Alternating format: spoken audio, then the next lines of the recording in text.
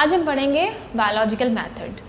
ये क्या होते हैं? जब भी साइंटिस्ट कोई रिसर्च शुरू करते हैं या किसी प्रॉब्लम को सॉल्व करने लगते हैं, प्रॉब्लम फॉर एग्जांपल अचानक से बहुत सारे लोग बीमार होना शुरू हो गए हैं और किसी को नहीं समझ में आ रहा कि वो प्रॉब्लम कि बीमारी किस वजह से है, क्या है, तो फिर साइंटिस्ट या बायोलॉजिस्ट का अपना काम शुरू करते हैं, उस पर उसकी वजह जानने की मालूम करते हैं।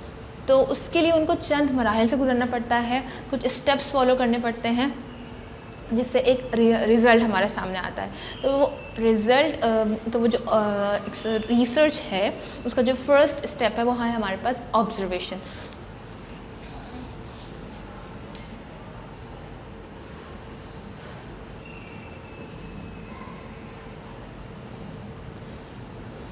ऑब्जर्वेशन क्या होता है? जब हम डिसाइड कर लेते हैं, प्रॉब्लम आइडेंटिफाई कर लेते हैं कि हाँ मुझे इस चीज़ पर काम करना है, तो फिर उससे रिलेटेड हम इंफॉर्मेशन गैदर करते हैं और फिर उसको स्टडी करते हैं, ठीक, मुशाहिदा करते हैं। फॉर एग्ज़ाम्पल जो हमारे पास बुक में एग्जाम्पल गिवन है वो है मलेरिया की, यानी 1878 में ये बीमारी जो है वो इवॉल्व हुई। तो एक साइंटिस्ट थे लेवेरिन,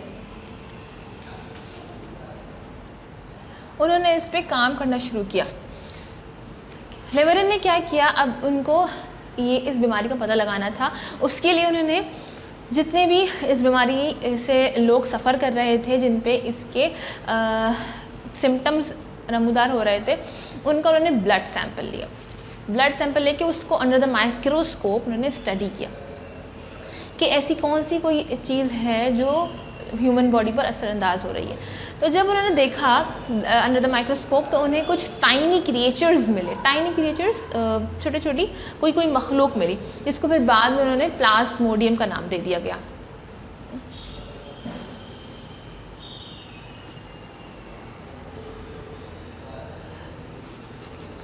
प्लाज्मोडियम, ठीक। फिर नेक्स्ट जो हमारे पास स्टेप आता है वो आता है हाइपोथेसिस का।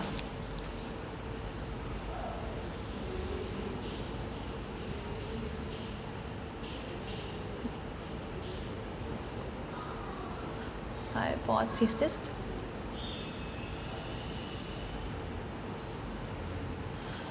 जब आप कोई ऑब्जर्व करते हैं कुछ चीज़, तो फिर यकीनन आप एक स्टेटमेंट देते हैं, आप एक कंक्लूजन करते हैं, कोई ना कोई एक कि जो भी आपको समझ आई वो बात कहते हैं। जस्ट लाइक आज अगर मौसम हब्स वाला है, काले बादल हैं, तो आप कहेंगे कि आज बारिश होगी। ये एक बेसिकली इंटेलिजेंट गेस होता है। इसको हम हाइपोथेसिस को हम इंटेलिजेंट गेस भी कहते हैं, क्योंकि ये एक ऑब्जर्वेशन की बुनियाद पर दिया गया जस्ट एक स्टेटमेंट होता है। ये सही भी हो सकता है आगे जाके और गलत भी हो सकता है। तो यहाँ पर लेवेरिन ने क्या हाइपोथेसिस दिया कि Plasmodium is the cause of malaria. लिखने की ज़रूरत नहीं है, बुक में मौजूद है कि ठीक। तो उसने ये कंक्लूजन या हाइपोथेसिस दिया। अब कह तो दिया, जो नेक्स्ट स्टेप है हमारे पास डिडक्शन। उसमें क्या होता है,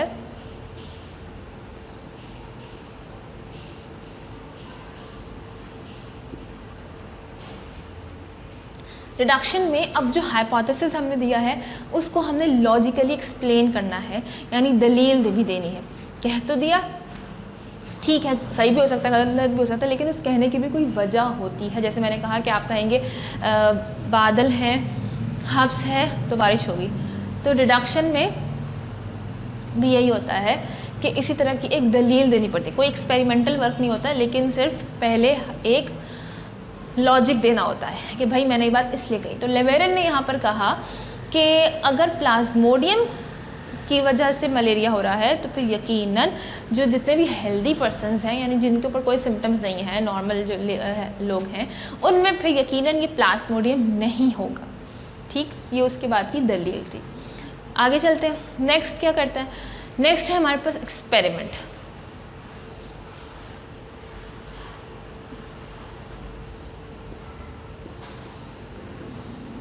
एक्सपेरिमेंट में वो सारी चीज़ों को हमने प्रूफ करना होता है प्रैक्टिकली। इसमें हम दो ग्रुप्स बनाते हैं। एक होता है हमारे पास कंट्रोल ग्रुप जिसमें एक आइडियल सिचुएशन होती है और एक्सपेरिमेंटल ग्रुप। कंट्रोल ग्रुप में यानी कि जो चीज़ हम स्टडी कर रहे हैं उसके जो आइडियल कंडीशन है, यानी यहाँ पर मलेरिया की डिजीज़ में आइडियल कंडीशन हेल्दी पर्सनस हैं, तो यहाँ पर हम लेंगे, इस ग्रुप में हमने हेल्दी पर्सनस को रखा और यहाँ पर हमने रखा पेशेंट्स को। लेकिन एक चीज़ जो जिसका ख्याल रखना है कि दोनों जो हैं वो बराबर हों, यानी जितने हमने कंट्रोल लिए हैं यानी 100 अगर लिए हैं तो फिर 100 ही हम लेंगे पेशेंट्स को। ठीक, फिर हम उन दोनों ग्रुप्स के ब्लड सैंपल्स को स्टडी करेंगे। अगर ये, इसका मतलब क्या है कि फिर हेल्दी जितने पर्सन्स हैं उस सब में, उनके सब में प्लाज्मोडियम नहीं होगा और फिर एक्सपेरिमेंटल जो ग्रुप है पेशेंट्स का 100 के 100 में प्लाज्मोडियम होगा। ठीक, होना यही चाहिए। फिर नेक्स्ट स्टेप आता है हमारे पास रिजल्ट का।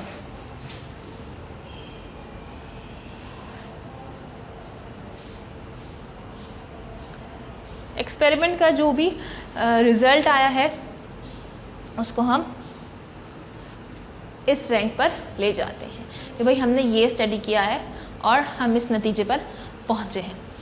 उसके बाद क्या होता है, नेक्स्ट जो स्टेप है वो है थ्योरी, जिसको बनने में बहुत साल लग जाते हैं, बहुत देर का अरसा लग जाता है। जब क्या होता है उसमें, जब सालों साल तक कोई उसके अगेंस्ट नहीं बोलता, कोई उसको गलत प्रूव नहीं करता, यानी कि जितने भी साल तक पेशेंट्स आए मलेरिया के, उन सब में प्लाज्मोडियम था। कोई ऐसा पेशेंट नहीं था जिसको कोई और वजह सामने आई, उसके ब्लड सैंपल में कोई एक तीसरी चीज़, अनोखी चीज़ देखी गई हो।